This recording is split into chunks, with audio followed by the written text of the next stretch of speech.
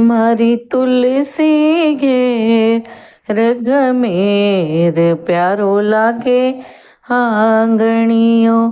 मारी तुलसी घेर गमेर प्यारो लागे आंगणियो।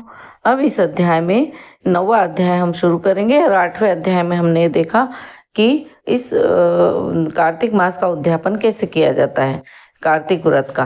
तो अब 9वें अध्याय में हम जालंधर के जन्म की कथा देखेंगे।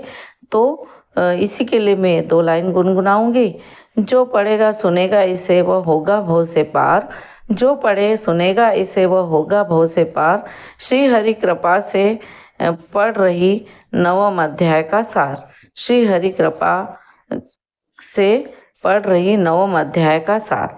राजा पृथु ने कहा, हे मुनिश्रेष्ठ नारद जी, आपने कार्तिक माह के व्रत में जो तुलसी की जड़ में भगवान विष्णु का निवास बताकर उस स्थान की मिट्टी की पूजा करना बताया है। अतः मैं तुलसी जी के महात्म को सुनना चाहता हूँ। तुलसी जी कहाँ और किस प्रकार उत्पन्न हुई यह बताने की कृपा करें। नारद जी बोले, राजन, अब आप तुलसी जी की महत्ता और उसके जन्म का प्राचीन इतिहास विधि नियम पूर्वक सुनिए। एक बार देव गुरु बृहस्पति, देवराज इंद्र भगवान शंकर का दर्शन करने कैलाश पर्वत पर गए और तब भगवान शंकर अपने भक्तों की परीक्षा लेने के लिए जटाधारी दिगंबर का रूप धारण करके उन दोनों के मार्ग को उन्होंने अवरोध उत्पन्न किया है। तथापि वह तेजस्वी, शांत, लंबी भुजा, चौड़ी छाती वाले, गौर वर्ण और अपने विशाल नेत्रों से युक्त तथा सिर पर जटा धारण किए वैसे ही बैठे थे।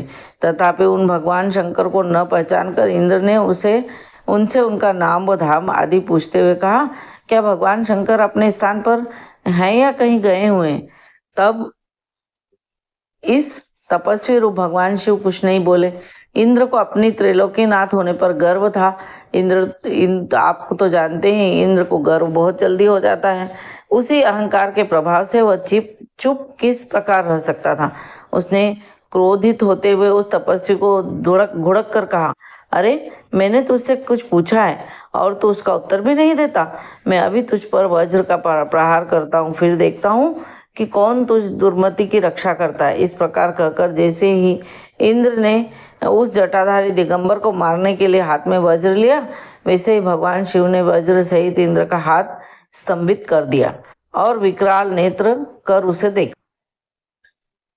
तब ऐसा प्रतीत हो रहा था कि वह दिगंबर प्रज्वलित हो उठा और वह अपने तेज से जला देगा।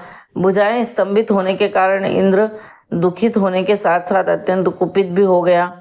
परंतु वह उस जटाधारी दिगंबर को प्रज्वलित देखकर बृहस्पति जी ने उन्हें भगवान शंकर जानकर प्रणाम किया और दंडवत होकर उनकी स्तुति करने लगे। बृहस्पति भगवान शंकर से कहने लगे, हे दीनानाथ, हे महादेव, आप अपने क्रोध को शांत कर लीजिए और इंद्र के इस अपराध को क्षमा कीजिए। बृहस्पति के वचन सुनकर भगवान शंकर ने गंभीर वाणी में कहा, मैं अपने नेत्रों से निकले हुए क्रोध को किस प्रकार रोकूं? तब बृहस्पति ने कहा, भगवान, आप अपना भक्त वत्सल नाम सार्थक करते हुए अपने भक्तों पर दया कीजिए। आप अपने उस तेज को अन्यत्र स्थापित कीजिए और इंद्र का उद्धार कीजिए।